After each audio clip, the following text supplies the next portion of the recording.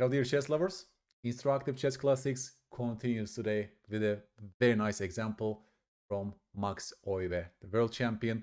He was playing against a little bit of a lower weighted player, but that's the whole point of this series. We see how a master is outplaying a lesser opponent by some instructive ideas and maneuvers and plans in the middle game, okay?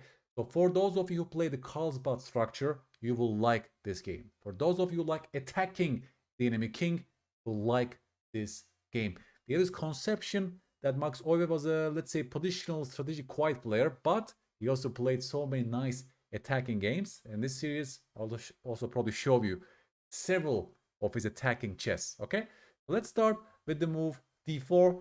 Euwe again was playing with the black pieces in 1932 in Bern International Masters Tournament in Switzerland, okay?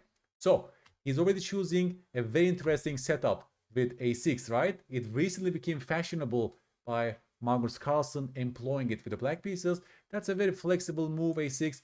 It can be useful in several different positions. For example, dc followed by b5 followed by bishop b7 can be done, right? And black for the moment doesn't decide on the location of their knights or pawns and just keeps it flexible, basically, right? Just wait for his weaker opponent, maybe, to go wrong. Well, he goes c takes d5, which is not a terrible idea because by taking on d5, you're removing these ideas, as I said, right? Takes followed by b5 followed by bishop b7.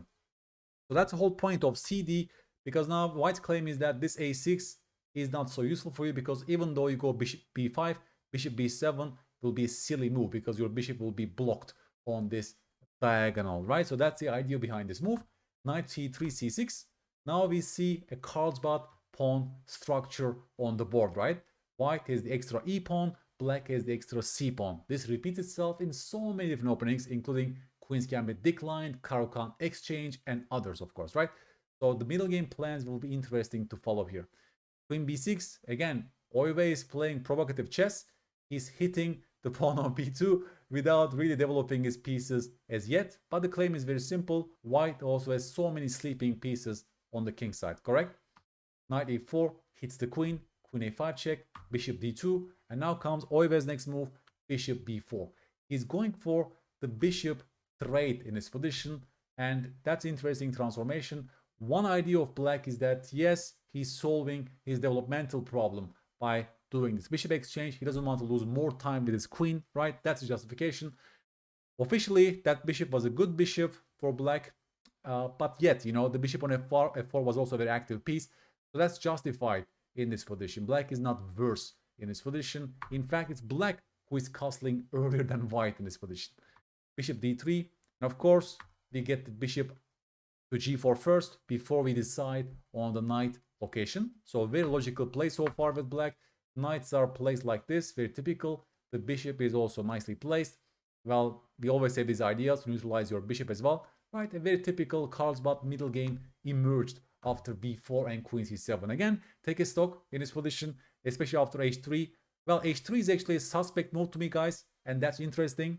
Instructive Chess Classics, we see how a weaker player is playing casually with his pawn, but this pawn move will turn to hurt him in the end, right? So remember this pawn move, h3. This will be one of the main causes of defeat for white later on. He plays it just to chase the bishop to h5, which was a move that black wants to play anyways, right? To neutralize this battery on this diagonal. Knight c5 comes my first question to you. By the way, I will keep asking you questions in this series. Please stop the video and tell me whether knight takes c5 is a good exchange for black. You're a great player if you said no trade on c5, because if you took that knight, then you tell me, how should white recapture your knight, folks? Yes, you should know these themes by heart. B takes c5 is a great move because your b7 pawn is now becoming a backward pawn on a semi-open file, and you gave a target to white pieces, right? They will pile up on the b file with all of their heavy pieces, and your pieces will be tied down in guarding that weakness. That's exactly why he doesn't take the knight on c5. He waits for white to exchange on d7. Max Euwe goes bishop g6 and neutralizes the bishop. White player castles short here, folks. In hindsight, he should have taken on g6 because this way, this move will be forced. right? Otherwise, knight e6 would win material. This will be very relevant later on. Keep that in mind, folks. He doesn't take on g6. He castle short in this position. And Max Euwe plays the move, very logical move, rook e8, because in the Carlsbad formation, our chances lie on the king side. It's black, right? We have this nice e4 square to be used. Maybe we can lift the rook at some point. Maybe we can push later, maybe f4, f5, f4, and so on, right? You can imagine that we are playing on the king side. White pieces are mostly concentrated on the queen side, and white has a very typical minority attack plan, correct? Talking about middle game plans, you must have seen this before. The minority attack with the push a4 and b5. By the way, this probably was a better option for white to go directly a4, preparing b5. Why? Because they want to create a target on the queen side. Right after b5, inevitably, there will be a target either on a6 or on c6 for white to massage later on, okay? But in the actual game, he took on g6, and comes the key question. Please take a stock, folks. Do you take this way or this way? Never make an automatic move in chess. Always give yourself choices in such cases. And you're a great player if you came up with the move fg. The funny thing is this. The engine is giving both options as equal, but I very much believe in Max Euwe's choice because he's directly activating his rook on f8, correct? And he says this e6 weakness is not relevant because I control that square with my rook anyways. And now you see one other point of this pawn on g6. After a4, you tell me what are we playing for in this middle game for black. That's a very instructive middle game moment, folks. You tell me the next move. Yes, g5, right? Because black is playing, as I said, on the king side in this position. That's a very typical Carlsbad structure. They have chances to attack the white king on the king side. They don't have many defenders, and our pieces are concentrated on that side of the board. Plus, now you see, right, why h3 was a bad move for white. That pawn will be used as a hook pawn to open up lines on the king side. You see, that's why this game is in this Instructive Chess Classics, folks. White, by casual pawn move h3, allowed later opening of the king side, and the world champion is exploiting that directly. He took on d7, take back with the queen, and now comes knight f3. This knight wants to go to e5, but Max Euwe says, I don't care. I still go g4, and I open up lines on the king side by force. Knight e5, yes, you hit the queen, but my queen just simply moves away. And now, again, this tension will inevitably lead to open lines for me on the king side. That's exactly how the game went, folks. Takes. I remove your beautiful knight on e5, and now please take a stock, right? That's a great evaluation exercise. Please take a stock. How do you evaluate this position, right? Regardless of what the engine is telling us, I think one thing is very clear, folks. Black is preferred simply because of our attacking chances against the king, right? We can see that we are building an attack on the king side. We can come up with so many ideas. Rook lifts, maybe doubling up on the h file, piling up against g2, maybe h2, maybe h1. There are so many squares around the white king which we can target here. But look at white's plan. The only plan left for white is the minority attack with the push b5.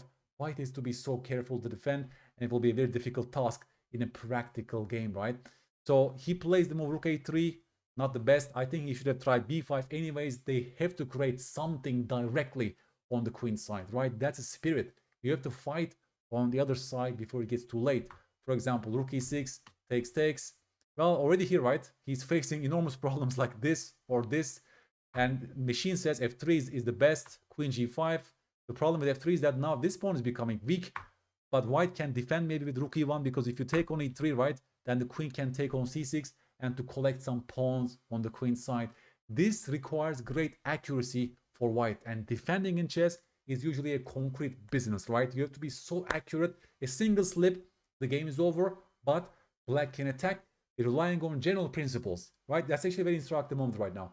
Black can easily make these moves out of general principles, but white has to be so accurate with every single move in defending. And that's the reason why defense is a very concrete business in chess, while you can rely on general ideas while attacking the enemy king, right? That's why practically it's very difficult to play with white. You can challenge your friends from this position, right? That's a great defensive middle game position to test your defensive skills in chess, to take the position with the white pieces here, folks.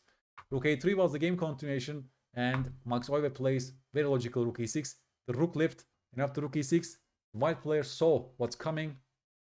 That's why he played the move f4. At least he tries to defend the second rank with the queen, and now his claim is that this rook is guarding the e3 pawn.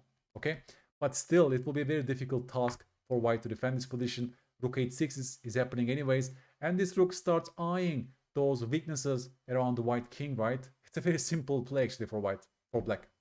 Rook f3 again.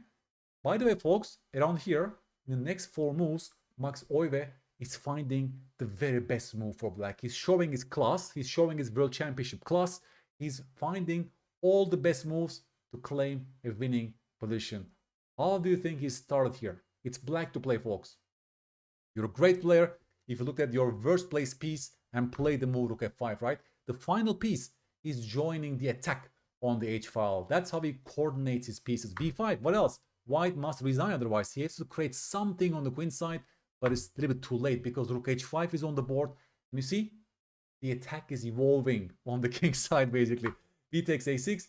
Before capturing the pawn, he first gets his check in. That's also a very strong move, by the way. That's very important that you start with the check first. And here comes my final question. Do you go rook h2 or rook g6 in this position, right? Clearly, this pawn is our target.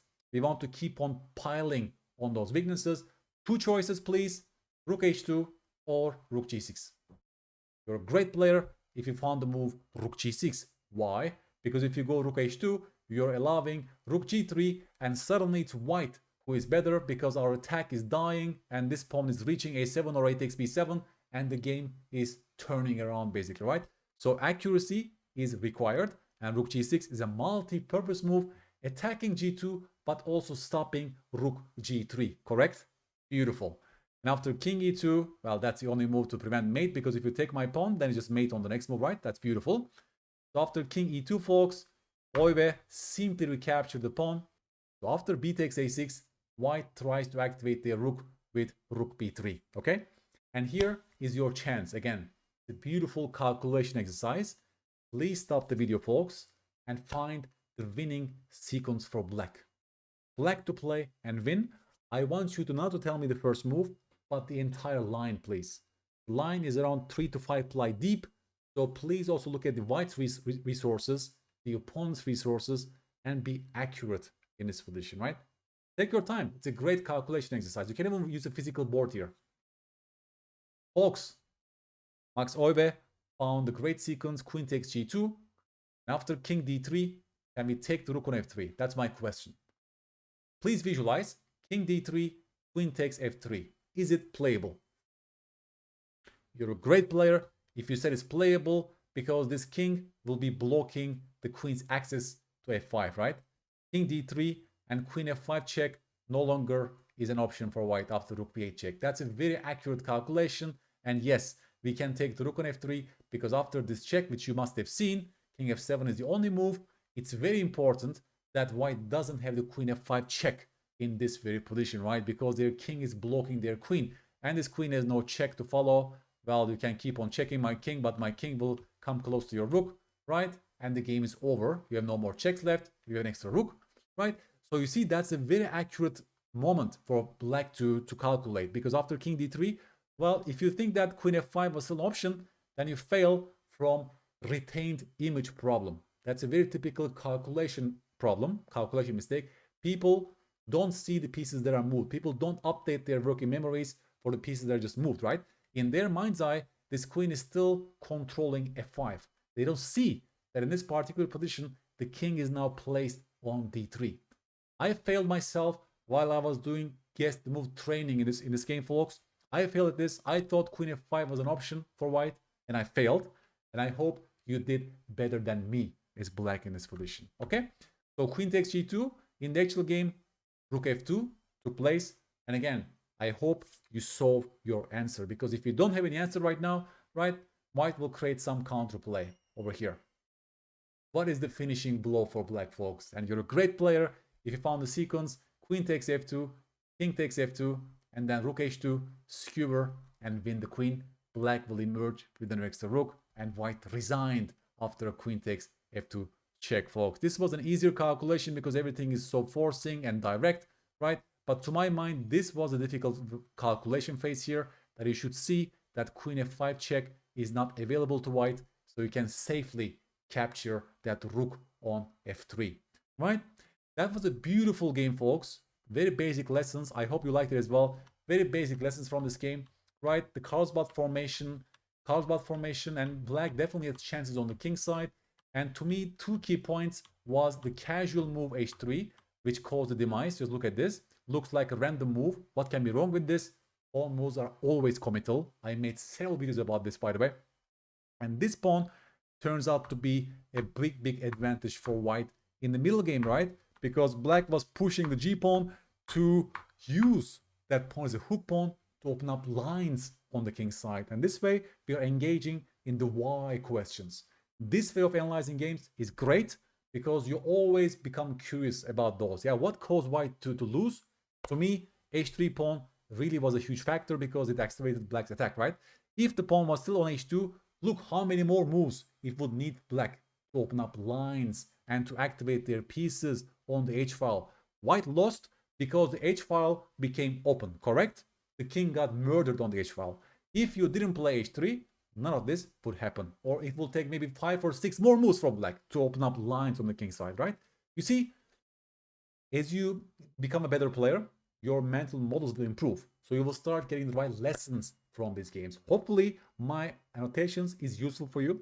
Hopefully, by helping you asking those why questions and seeing those connections, I'm helping you to also see these factors. Okay, that's the help of a coach, by the way, right?